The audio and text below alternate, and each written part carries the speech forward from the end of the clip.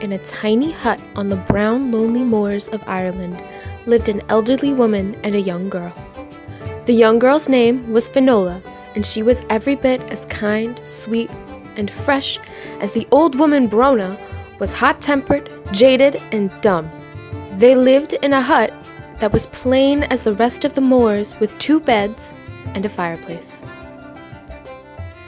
Outside of the hut, there were no trees, flowers, houses, or signs of any living thing.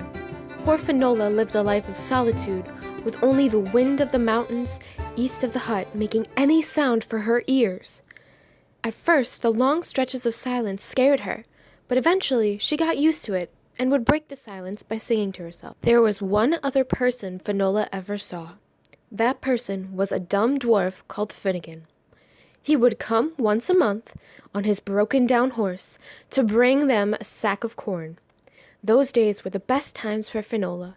Each time she would greet him at the door, and they would sit together for hours, eating cakes and reading the few books Finola had. Finnegan was not the most handsome man in the world, but to Finola, he was perfect. He was always there to listen to her on good days and bad days. Though he could not speak, he always found a way to answer her questions about the world outside the moors, using her books, writing her notes, or asking her to read different passages from those favorite books. Though Finola knew nothing of her past before coming to the hut, she felt as if she had known Finnegan all her life. It was a curiosity to Finnegan that Finola could read, though her guardian could not. His heart was heavy at the thought of her living such a lonely life, tucked away on those silent moors. As he would leave the hut to return to town, he could hear her singing the old Irish song, "I wish I had someone to love, someone to call my own." Finnegan's heart ached, for he loved her so. He would have given anything to see her smile. But alas, he was dumb and could not tell her how he felt. One day, Finnegan decided to show her how he felt. He saved his wages for months and bought her a book filled with old love poems and a locket in the shape of a heart. He flipped through the old book and folded down a page to one that would show her how he felt. "My love, you are the only person with whom I can share all that I am. I promise to trust you and to be honest with you. I promise to listen to you, respect you, and support you. I promise to laugh and play with you. I promise to cherish every day we have together. I promise to do all of this through whatever life may bring us, riches or poverty, health or illness, through good times and bad, until the end of my days." A tear rolled down his cheek. "This is the one," he thought to himself. "This will tell her exactly how I feel." That next time he went to visit, he had the whole trip planned. He would smuggle his presents in with his usual delivery and surprise her. Gaily, he went to his horse for his usual trip, but this day, when Finnegan came to the house, the girl did not come out to greet him. Finnegan dismounted his horse and went up to the door. Finola opened it and wiped her eyes before asking him to come in. The old woman was gone for the day, and she felt just ever so lonely. It was the perfect time to give his gifts. Finola went to get water for tea. He gently grabbed her hand and, getting down on one knee, handed her the locket and the book, opened to the poem. Finola was puzzled at first, but then, after reading the poem, she smiled and jumped for joy. "Of course I will marry you," she cried out. She went to embrace him, but just then, the door of the hut burst open. The old woman came in and growled, pointing to the book and the locket. Both crumbled to dust in Finola's hand. Before either of the lovers could react, Brona grabbed Finnegan and threw the dwarf out. He stumbled out the door, but would not leave until Brona picked up a stick and started beating him back to the horse. He mounted his steed, hoping the height would protect him from any attacks, and saw the old woman was gone. She locked the door to the hut and stood guard outside it. As Finnegan trotted away on his horse, he heard Finola crying in the doorway of the hut. Distraught, Finnegan wept for his poor love as the horse wandered off. He didn't notice they were off the trail until a little man dressed in green spoke to him. "It's time for you to come in." At the foot of a green hill stood a little man about half Finnegan's size, which was very short. With a sigh, the little man added, "But you're welcome anyhow. Dismount your horse and come in with me so we may have a talk." As Finnegan got off his horse, the little man stepped aside to reveal a small hole in the side of the green hill and led Finnegan through. Finnegan at first had to crouch down to follow the little man, but then he noticed as they went through the hole, he started to shrink to the size of the little man. "Must be a ferryman," thought Finnegan as they traveled. The hole led them to a beautiful room decorated with diamonds, gold pillars, and silver lamps. At the center of the room was a polished table set with 2 gold plates, 2 silver knives, and 1 big brass bell. Beside the table were 2 little chairs wrapped in blue silk and satin. "Have a seat," the little man said as he sat down. "I will ring for the wand of speech." He rang the bell and asked one of his tiny servants to fetch the wand. The servant returned with a little black wand with a red berry at the top. The little man gestured for Finnegan to come over to his chair. He waved the rod 3 times over Finnegan's head, tapped him once on the right shoulder, once on the left, and then touched Finnegan's lips. "Speak," commanded the little man. "What?" Finnegan said. It was the first time he had heard his own voice. He was so excited, he danced around the room, forgetting where he was. Quickly, he collected himself and asked the little man, "Who are you, little man? Are you a fairy?" "Who is yourself, gaining the power of speech and asking such silly questions?"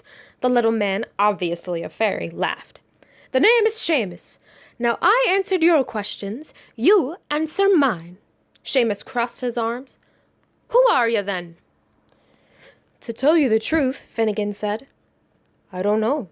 They call me Finnegan, but I don't know anything else." "Well, tell me, what do you know about yourself?"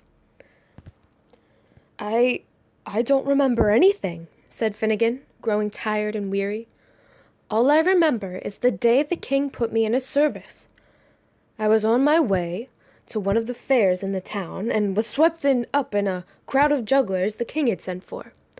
The king saw I was out of place and asked who I was. I shook my head, unable to answer, for I had no power of speech. I remembered nothing from the day before that, or anything else. The king asked the jugglers and the crowd, and no one knew either.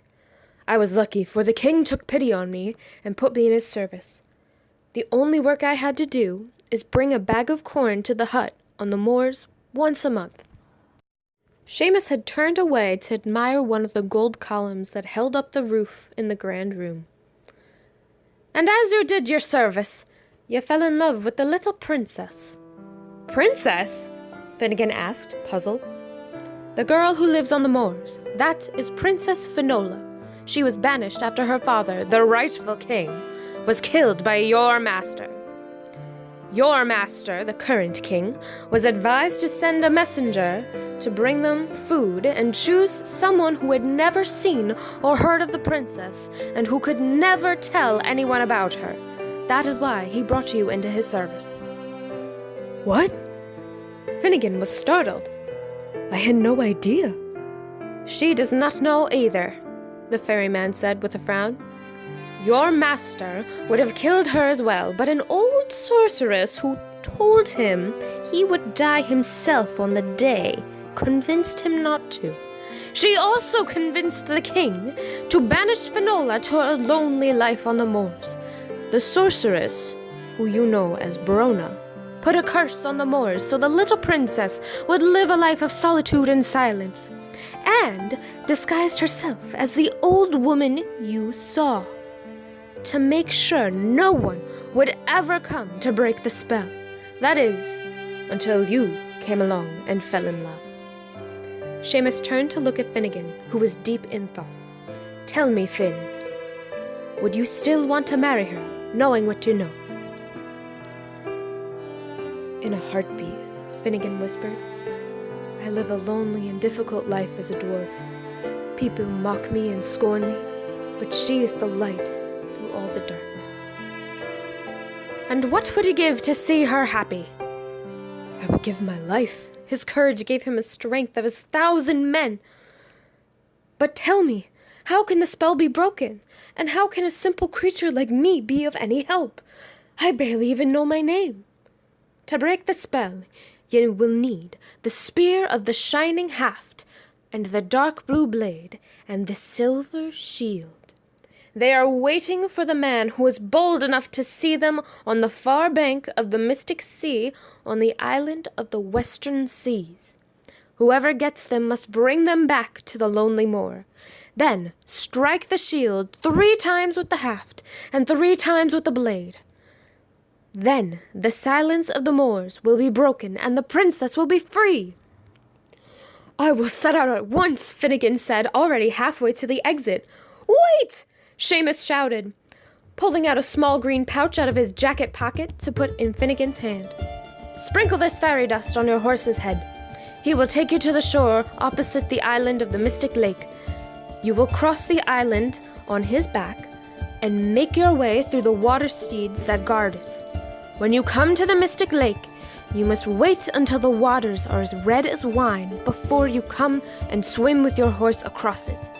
But you must pay the price for crossing the shore and the lake before you cross, or else the water steeds or the cormorants of the western sea will tear you and your horse to pieces. What is the price? Finnegan gulps, a bit more apprehensive to start his quest. You will know when the time comes. Good luck to you. Finnegan returned to his horse, and they spent the whole day toiling up that hill that grew bigger and bigger, revealing that it was actually a mountain. They traveled all day until there was nothing to see but a starless sky, and fell asleep. Finnegan awoke at the break of dawn and saw they were almost at the water's edge. The sea looked so calm. Maybe this won't be so bad, Finnegan thought to himself, scanning the water for any sights of the water steeds. But just then, he heard loud, angry snorts in the distance and saw the steeds running from the far island to the shore.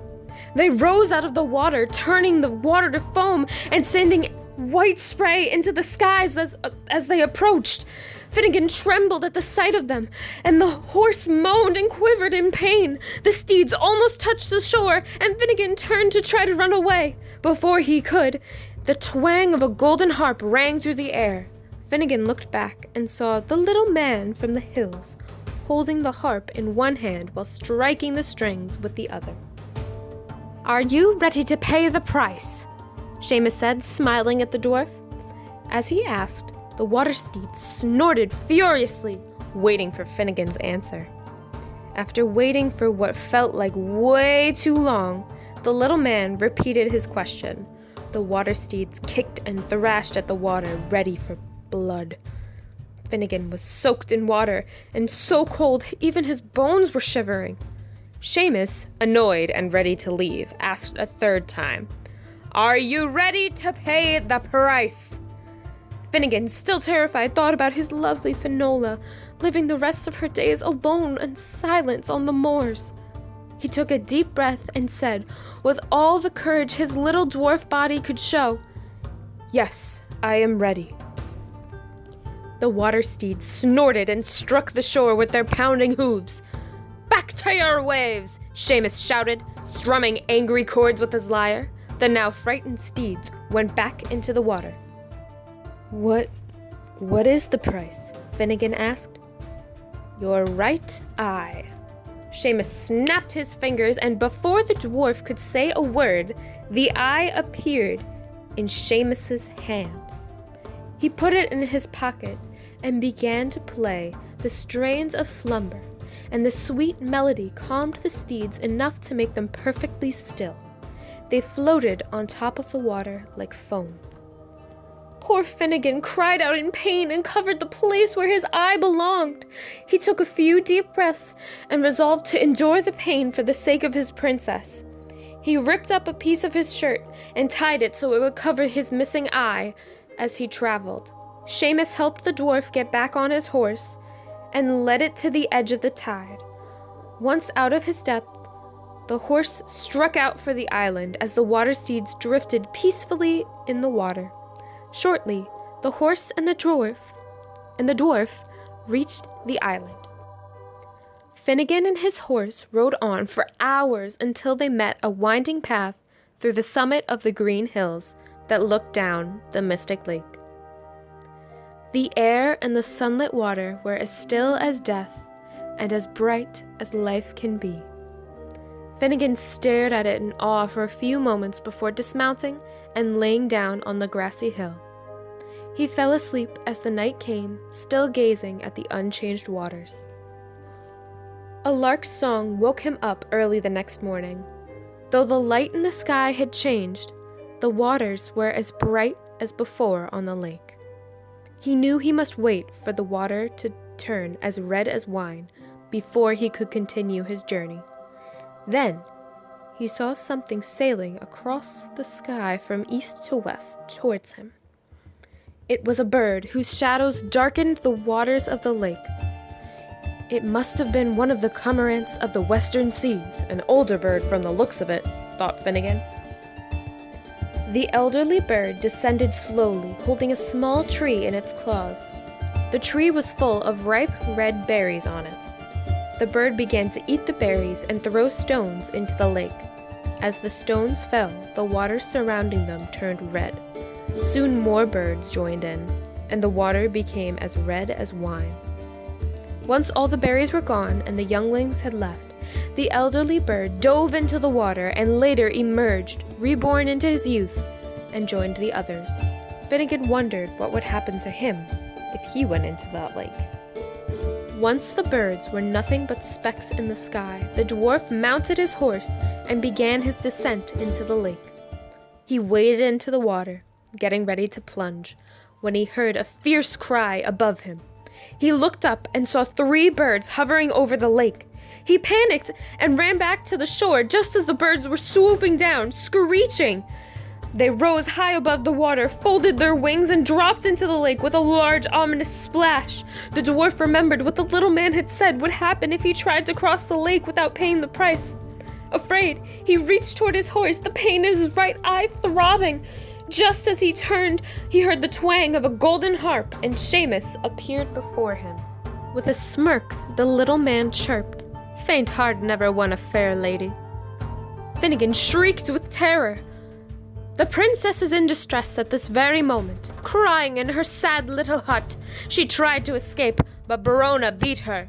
Seamus put his free hand on his hip and said, "Are you ready to pay the price?" The dwarf found a strength he had never known before. "Yes, I am ready. What is the price?" "Your left eye," Seamus said. "What? But how will I find my way? I'll be blind." Seamus shook his head. "If you love the little princess and your love is true, then your heart will find the way." The little man snapped his fingers, and just like before, the eye appeared in his hand and went into his pocket. Finnegan cried out in pain. Seamus put his free arm around the dwarf's shoulder. "I will lead you to your horse and lead you to the water. Plunge in and fear not. All you need to know will return to you in time. Good luck go with you." Finnegan mounted his horse and they waded into the water. The horse, anxious to stay afloat, tried to tread and swim. Finnegan could hear the birds shrieking and looked up, forgetting he was blind. He heard a bird descend towards them and leapt off the horse to dive into the water, hoping it was deep enough. He held the reins so the horse would follow. The dwarf kept going until his feet struck the bottom. At the surface of the water, Finnegan thought he could see glimmers of light, but assumed it was his mind playing tricks on him. He and his horse began to break the water's surface. When Finnegan rose above the water, he found his eyes had returned and he could see the bright sun and the green hills before him. He turned and saw, instead of the old horse he had ridden into the lake, he saw a noble steed at his side. As they walked up the band to the shore, Finnegan felt like a new man. He mounted his steed, and the pair galloped up the hillside to the silver shield and the spear planted upright. When he saw the shield and the spear, Finnegan leapt off his horse and ran towards them. In the shining metal, he was able to see himself. His memories came back, and now he knew he was not Finnegan, the dumb dwarf, but Connell, the Knight of the Red Branch. He remembered the spell of dumbness and deformity that had been cast upon him. He plucked the spear from the ground and slung the shield upon his left arm and leapt back onto the horse. They swam over the lake. This time, the only birds present were 3 white swans following them to the bank. They galloped down to the sea and swiftly came to the cursed moors. As they galloped across the moors, grass, trees, and flowers grew on every side of them. Once he reached the little hut, Connell dismounted and prepared to break the spell. He struck the shield 3 times with the haft and heard screams from the hut with each blow. As he went, the wind howled, and the trees began to grow around the moor. Before he could switch to strike with the blade, Brona emerged from the hut, attacked him. She dug her nails into his face and screamed at him for destroying her curse, threatening to turn him into dust if he continued. Brona took the spear from his hand and tried to strike Connell, who used the shield to protect him. He went to knock her down, but she used the shield to trip him. Connell was badly hurt and cried out in pain. Brona knocked the shield to the ground and prepared a deadly blow. Before she could, the little princess ran out of the hut and threw one of her books at the woman's head. It broke her concentration as Brona turned to face her opponent, and Connell knocked her off her feet and pinned Brona down. "Finola!" the knight shouted. "Strike the shield with the blade 3 times!" Without question, Finola did as he said. With the last blow, a bright light shone from the shield as the little hut disappeared and the witch turned to dust that flew away with the wind. All around them, the trees and the flowers grew out of the once barren moors, and birds sang all around. Connell got up to dust himself off and went to bow before his princess. "Your Highness." "What?" she said, gazing at the beauty that had grown around her.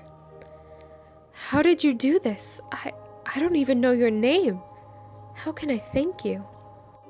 Before Connell could answer, Seamus appeared, carrying a tiara and a white robe. "Our true princess is here at last." He placed the tiara on Finola's head and put the robe around her shoulders. Pointing to Connell, he explained, "This is the dwarf you knew as Finnegan, or should I say Connell, the Knight of the Red Branch. When you were banished, this knight tried to lead a rebellion to bring you back. He was cursed and turned into a dumb dwarf by the same witch who kept watch over you." "I remember you," Finola said. "You protected my father. You tried to save him the night he was killed. And now you have saved me. Oh, sweet knight, how can I ever repay you?" "You saved yourself, my princess. I merely helped. I did not help you for honor or duty," Connell said. "I did it for love." Seamus snapped his fingers, and this time, the locket and the poem appeared in Connell's hand. He got down on one knee and said, "I will love you and cherish you until the end of my days. Princess Finola, will you be mine?" "Yes!" The princess shrieked and ran to embrace him. The knight took her in his arms and kissed her. He lifted her onto his horse, and they rode off into the village to be wed. And there they all lived happily ever after.